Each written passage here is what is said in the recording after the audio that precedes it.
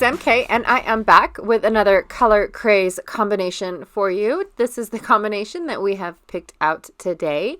And I also went through a couple of my Cocoa Vanilla supplies. Now, this is More Than Words, as well as the chipboard from More Than Words. So I've got cardstock stickers and chipboard stickers from More Than Words by Cocoa Vanilla. Then I'm going to pair it with a few of these Heidi Swap stickers. Now, I'm not really sure exactly what collection these are from. They don't really say what they are, but that's what I plan on doing. And then my title is from this thicker collection that's called Garden Party. It's a little on the black side, but it also kind of looks a little navy. I will be doing a pocket page today.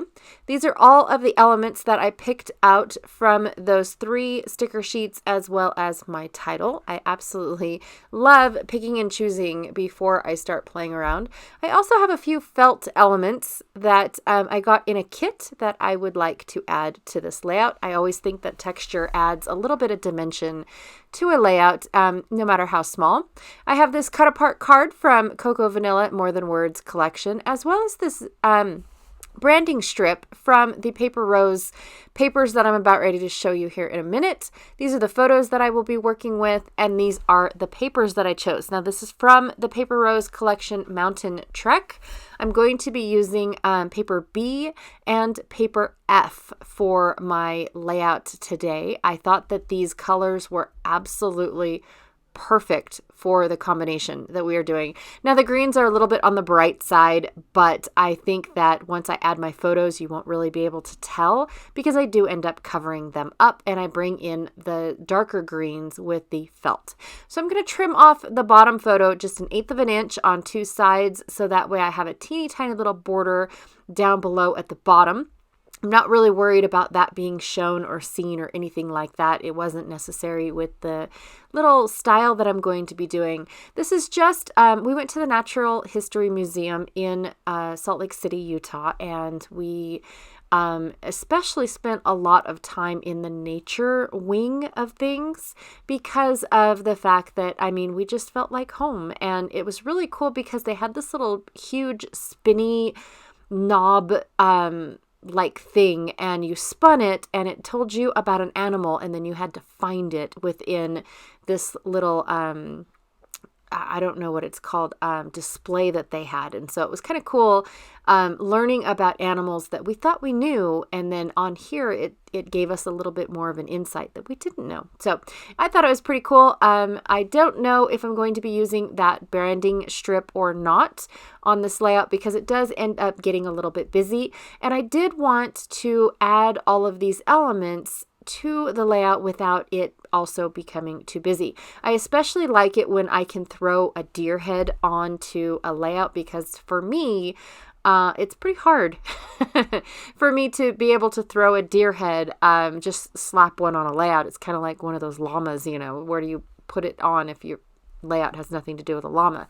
So even though this is not a deer in my photo, I still thought that it was a great representation and I would be able to throw it on without anybody being the wiser. So went ahead and put it into the blank space of my 4x4 photo. And then I'm going to just take the little bobs that I picked off of the chipboard elements, arrows and hearts and things, and go ahead and scatter them along my base pieces, which were the labels from the Heidi Swap sticker sheets. So yeah, I do like taking dead space from my photos or the pocket cards and filling them up with lots of little goodies for people to look at.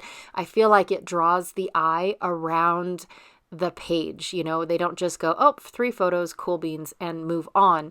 When you have lots of tiny little elements or lots of things going on in one little cluster, it keeps the eye there a little bit longer than it would have been if it's just a photo. So anyways, oh my God, I sound like I know what I'm talking about. I really don't, you guys.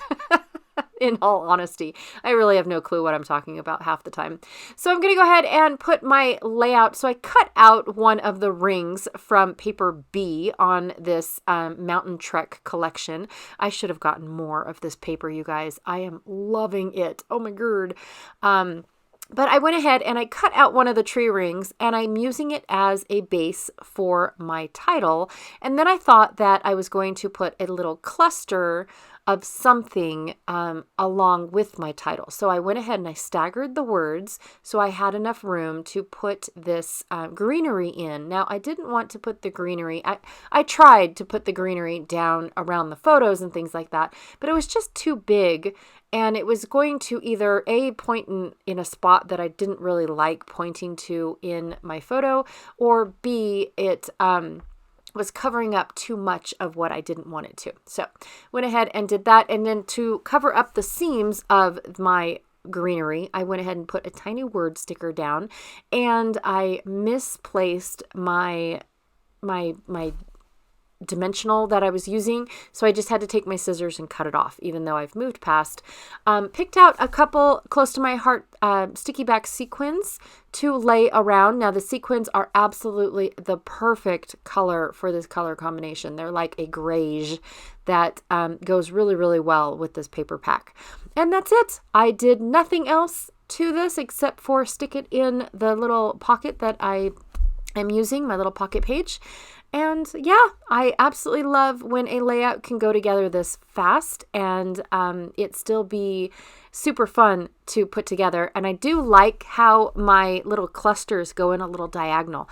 I didn't plan that, you guys. I just played with my photos and the dead space. That was it. But once they all put together, I really do enjoy how they staircase down. Anyways, be sure to check out Janet. She is Galaxy Girl Creations here on YouTube. And I will see you guys all later for the next color combination. All right, bye.